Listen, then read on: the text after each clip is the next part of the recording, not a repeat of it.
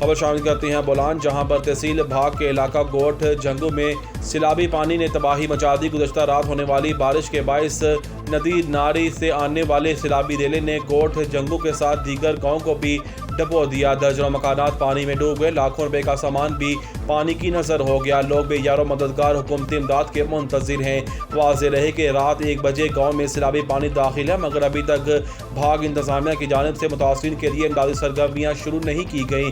मुतासिरीन ने कमिश्नर नसीराबाद और deputy commissioner कच्ची से हंगामी बुनियादों पर गोठ झंगू में इमदादी सरगर्मियाँ शुरू करने का मुतालबा किया है।